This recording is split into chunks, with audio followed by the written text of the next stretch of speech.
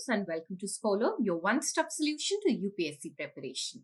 I'm Shubhangi Sharma, your faculty for history, and this particular module is based on the NCERTs of history.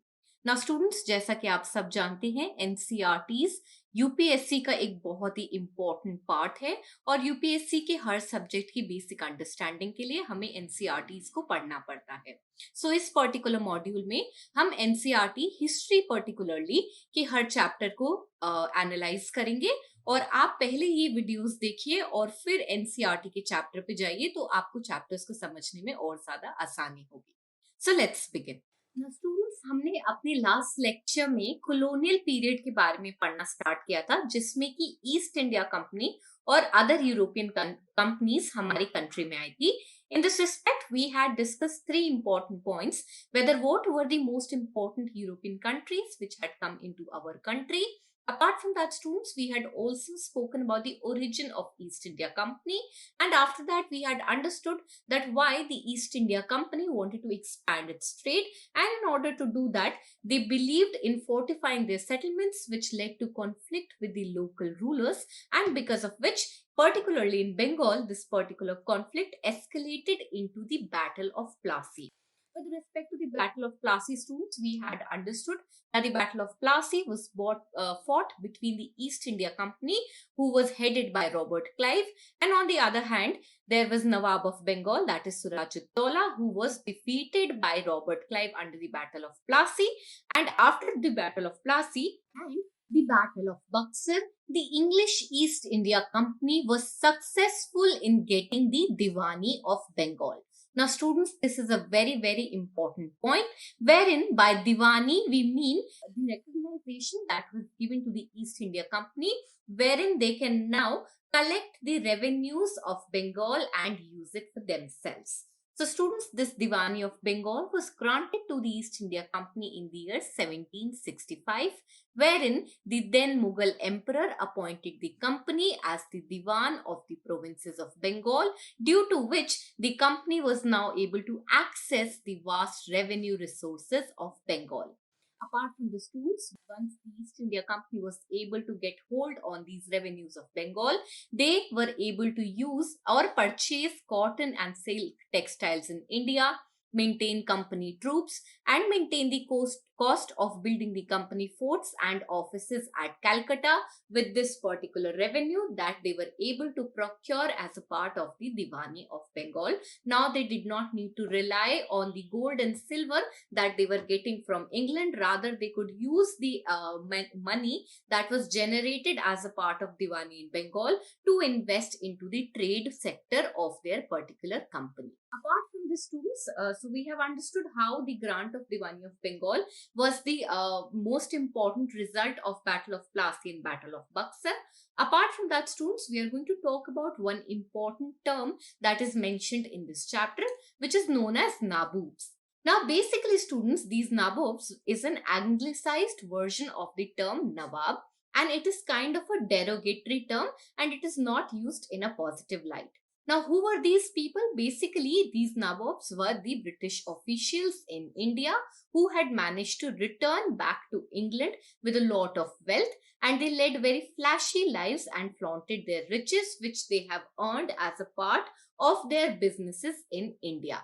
Also, students, it will be important to note that within England, these particular Nabobs were seen as upstarts and social climbers in the British society and were made fun of or were ridiculed.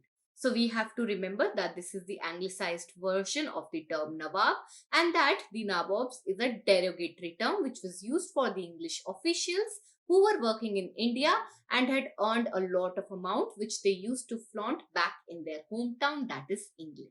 Now, students, after the grant of Diwani of Bengal and the overall rule over the Bengal area, the company's mindset of just being a trading company completely changed, and now they started beginning expansion in other areas of our country. In this respect, students, there were many strategies that were used by the East India Company to acquire various territories in our country. Under that, students, we must know that the company rarely launched a direct military attack on any unknown territory. Rather, they used a variety of political, economic, and diplomatic methods to extend their influence before annexing any kingdom. So, herein we can see how there was no use of arms initially. Rather, it was a process of political negotiations through which the company was successful in acquiring many territories in our country.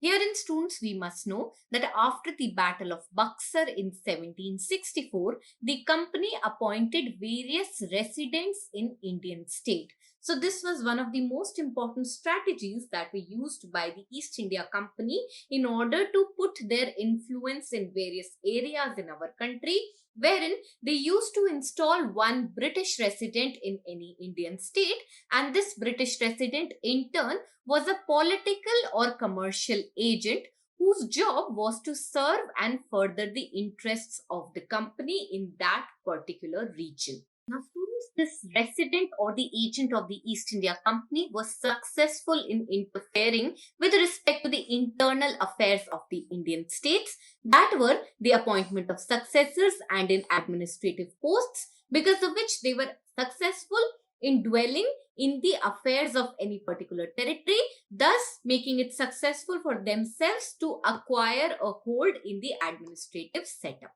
Apart from this, tools, another important instrument that was used by the company to make a sort of hold on any particular territory was the policy of subsidiary alliance. So basically, under this policy, the Indian rulers were not allowed to have independent armed forces.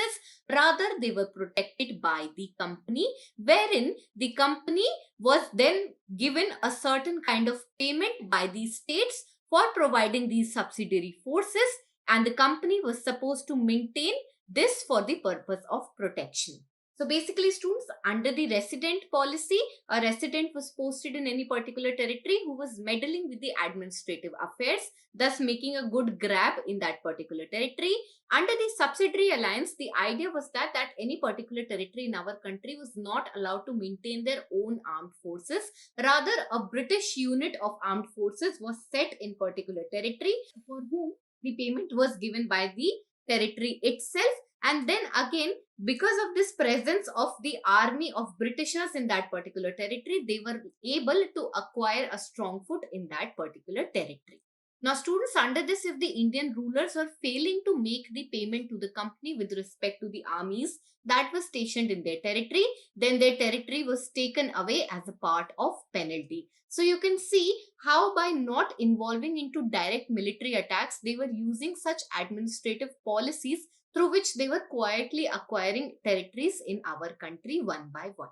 Now, students, as a part of this subsidiary alliance, the East India Company under Richard Wellesley was successful in acquiring the kingdom of Awadh, wherein its Nawab was unable to pay the subsidiary alliance payment, because of which in the year 1801, the company had taken away their territory. Hyderabad was also taken away on similar grounds. So we can see how the subsidiary alliance was a successful policy through which the East India Company was successful in acquiring big kingdoms such as Awadh and Hyderabad.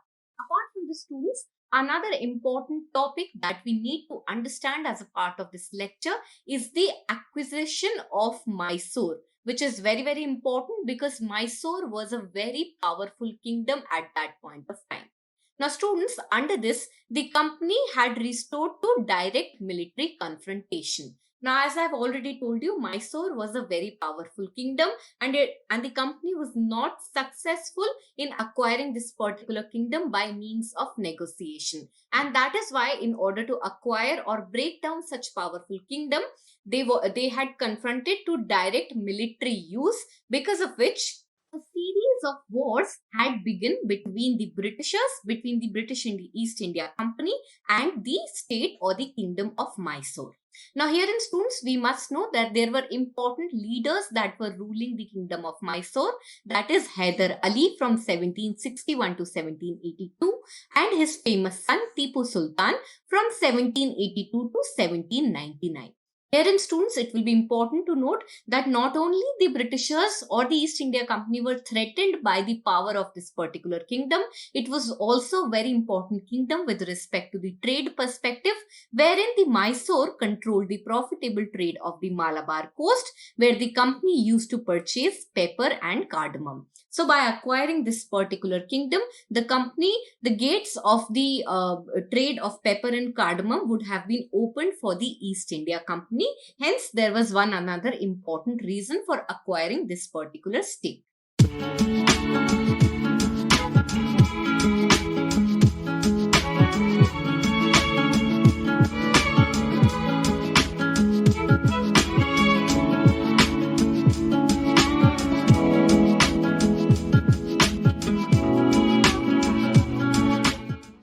Now, we need to know, students, about Tipu Sultan herein, who serves as a very important personality with respect to the acquisition of Mysore, wherein he was famously known as the Tiger of Mysore because there is a legend associated with this. So basically, once Tipu Sultan had gone with one of his French friend to a particular forest wherein he was attacked by a tiger, and he was successful in killing the tiger by his bare hands, and because of this he got the title of the Tiger of Mysore.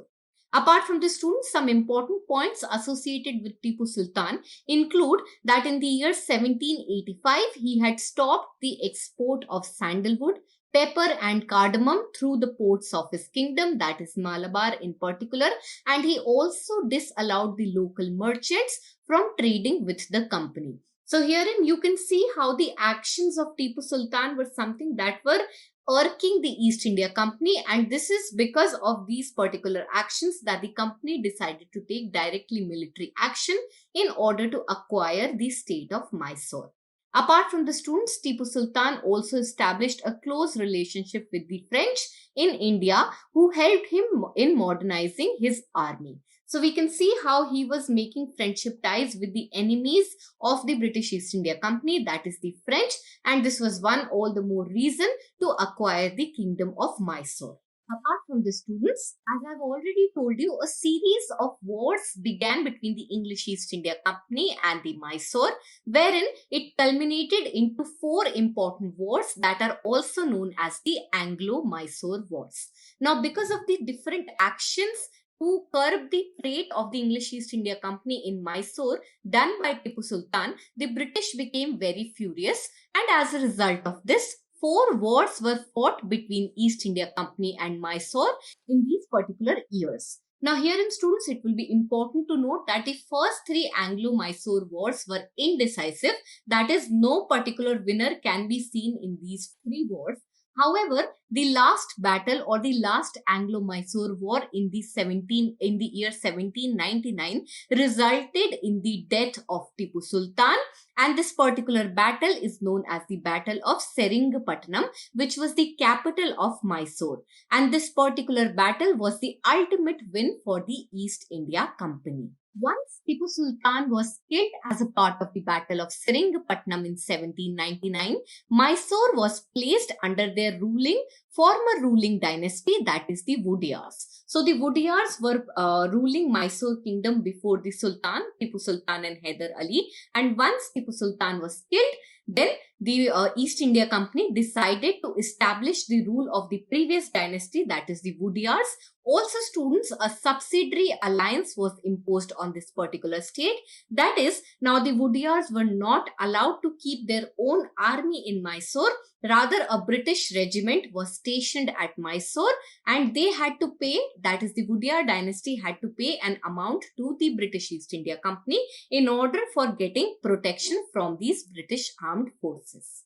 Now, students, apart from the Mysore kingdom, another important regional kingdom which had risen after the decline of Mughal Empire were the Marathas. Now, here in students, it will be very important to note about the third battle of Panipat that had happened in 1761.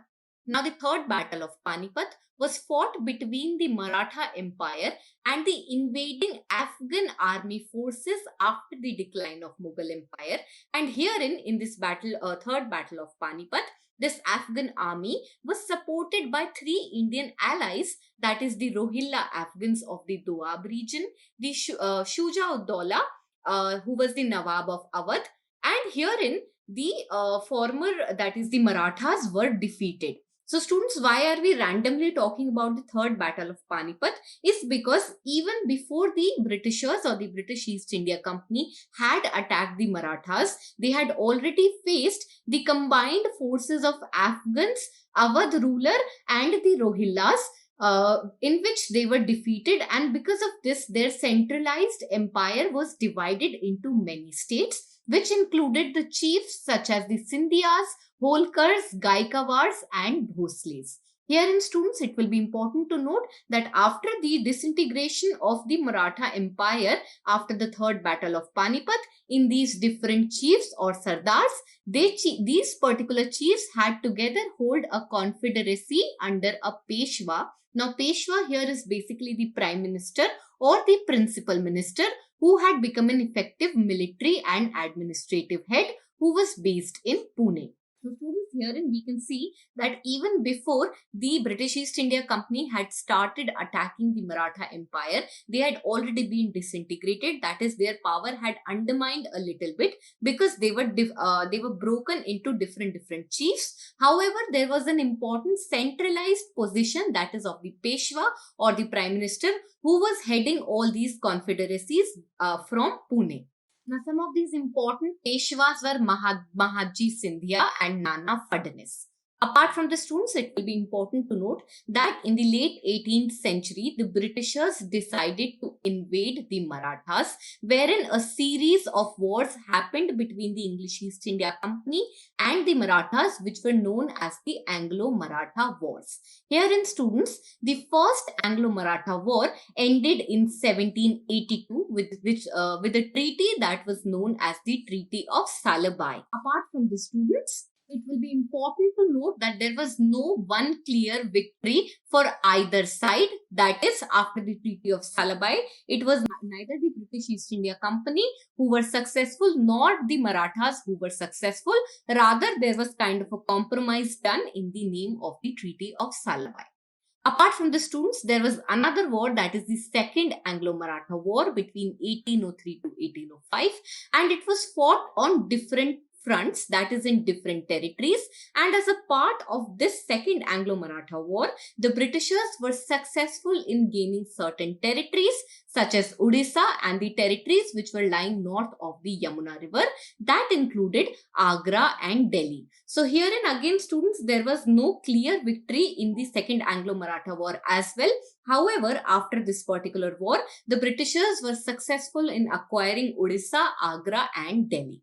Apart from the students, there was the Third Anglo-Maratha War in the years between 1817 to 1819. And as a part of this Third Anglo-Maratha War, the Maratha power was finally crushed by the English East India Company. As a result, the Peshwa or the Prime Minister, who was the centralized authority of the Maratha Empire, was removed and sent away to an area near Kanpur with a pension that was given by the English East India Company.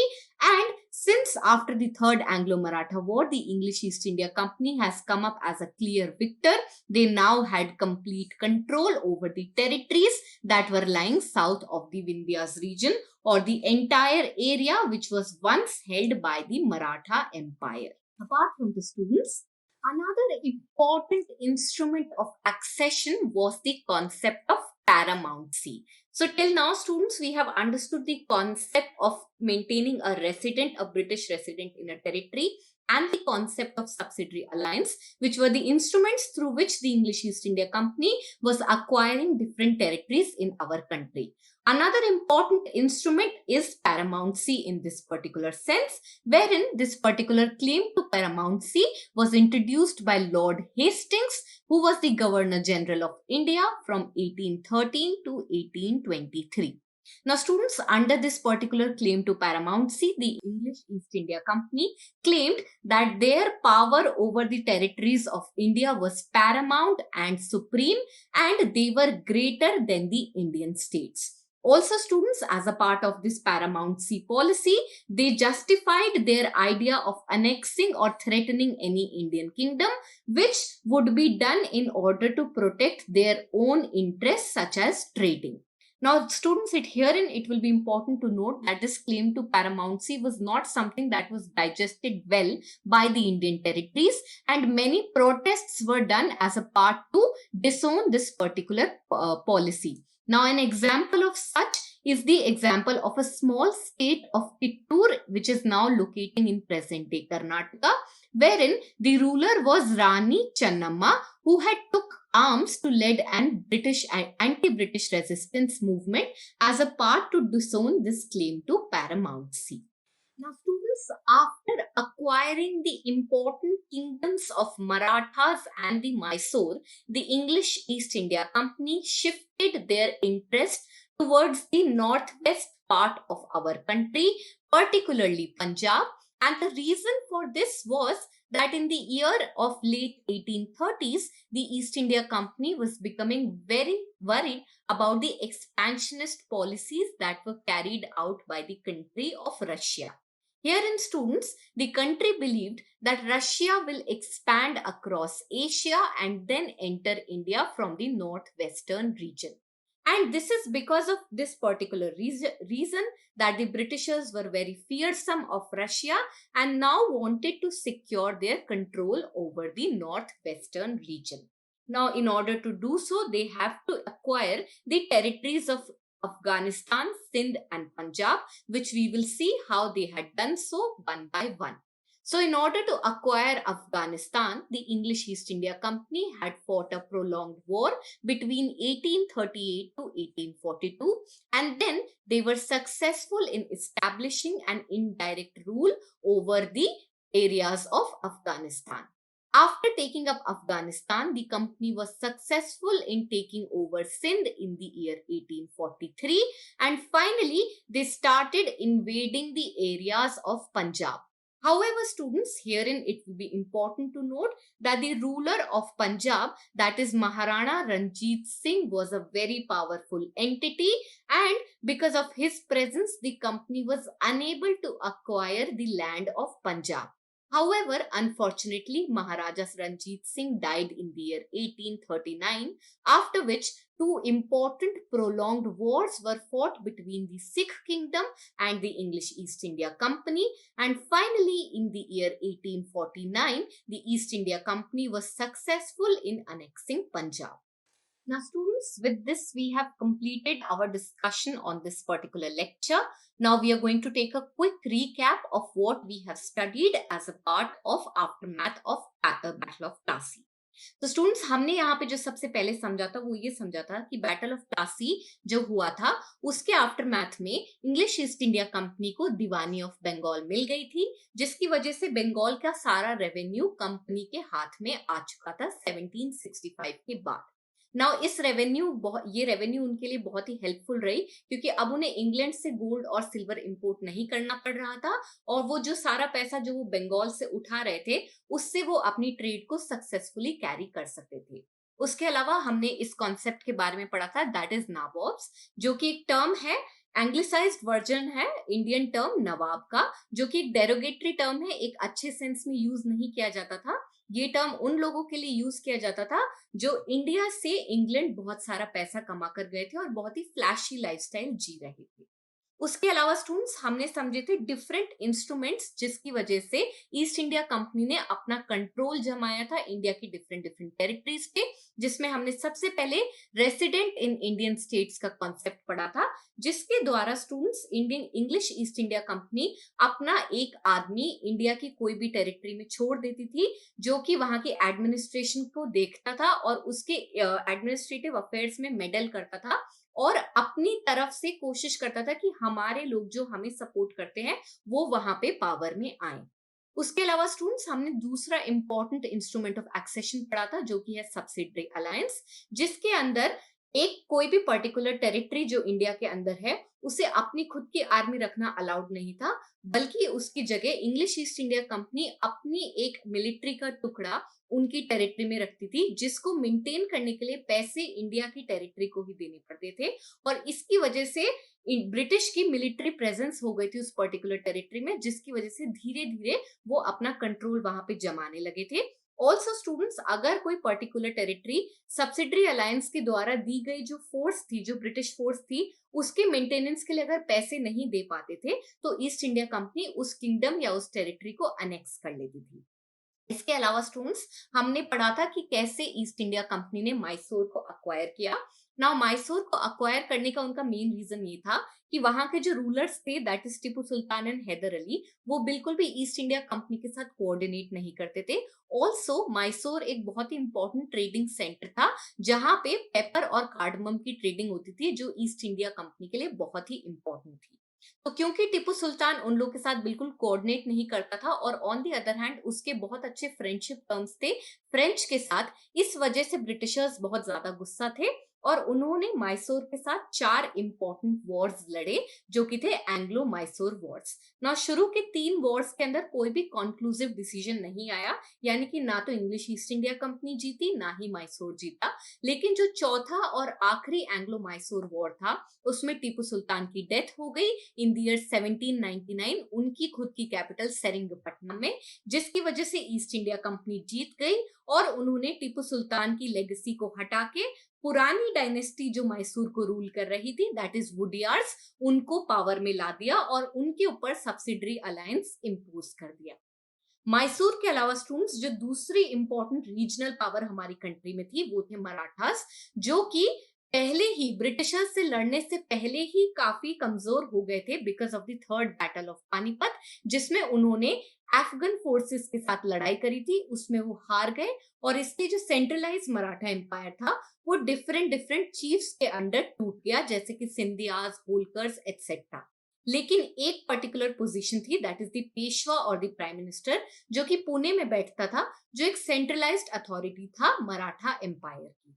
Now students, Anglo Britishers, English east India company और मराठास के बीच में 3 important Wars हुए, जिसमें जो पहला war था वो treaty of सालाबाई के साथ में कंक्लूड हुआ था और इस वॉर में कोई भी नहीं जीता। दूसरे वॉर के अंदर भी कोई क्लियर विक्ट्री किसी भी साइड की नहीं हुई, लेकिन सेकेंड एंग्लो मराठा वॉर में ब्रिटिशर्स सक्सेसफुल थे उड़ीसा, आगरा और दिल्ली को अक्वायर करने में। Finally students, third Anglo Maratha war के अंदर मराठा एम्पायर टूट गया, मराठा एम्पायर की हार हो गई और पेशवा को एक दूसरी जगह भेज दिया गया पेंशन के साथ, और इसी के साथ ब्रिटिशर्स या English east India company successful रही सारी टेरिटरीज जो कि साउथ ऑफ इंडिया में पड़ी थी उनको अक्वायर करने में। अपार्ट फ्रॉम द स्टूडेंट्स, जो एक और इंपॉर्टेंट इंस्ट्रूमेंट ऑफ एक्सेशन हमने पढ़ा था वो था पैरामाउंटसी, जो कि लॉर्ड हेस्टिंग्स ने इंट्रोड्यूस किया था, जिसके अंतर्गत लॉर्ड हेस्टिंग्स ने ये बोला था कि हमारी कंपनी और हमारा रूल इंडिया के कोई भी स्टेट से ज्यादा बड़ा है, ज्यादा इंपॉर्टेंट है, और हमारी कंपनी के कोई भी इंटरेस्ट को प्रोटेक्ट करने के लिए हम इंडिया के किसी भी किंगडम को अनेक्स कर सकते हैं, थ्रेट कर सकते हैं और उसे अक्वायर कर सकते हैं। लेकिन स्टूडेंट्स, ये जो पर्टिकुलर पैरामाउंटसी का क्लेम था, इसको इंडिया के हर टेरिटरी ने अच्छी तरह से नहीं लिया और प्रोटेस्ट किया, जिसका एक example that is state of Kittur हमने डिस्कस किया था। अपार्ट फ्रॉम द स्टूडेंट्स, हमने समझा कि कैसे मराठास और मैसूर को अक्वायर करने के बाद ब्रिटिशर्स ने अपना interest north western region of India की तरफ आकर्षित किया, और इसका मेन रीजन ये था कि रशिया ने भी एक्सपेंशनिस्ट पॉलिसीज अपना ली थी और ब्रिटिशर्स को ये डर था कि कहीं वो इंडिया के अंदर ना आ जाए, और क्योंकि वो इंडिया के अंदर आने का उनका मेन रास्ता नॉर्थ वेस्टर्न रीजन था, इसलिए ब्रिटिशर्स ने डिसाइड किया कि हम अफगानिस्तान, सिंध और पंजाब को अपने कंट्रोल के अंडर लेंगे, और इसी के अंतर्गत एक बाय एक करके 1 by 1 उन्होंने अफगानिस्तान, सिंध और पंजाब को अपने अंडर अनेक्स कर लिया। तो स्टूडेंट्स, इसके साथ हमारा डिस्कशन इस पर्टिकुलर चैप्टर के इन टॉपिक्स पर खत्म होता है। I hope you have understood all these topics carefully. If you like our content, please visit scholar.com for more. Thank you.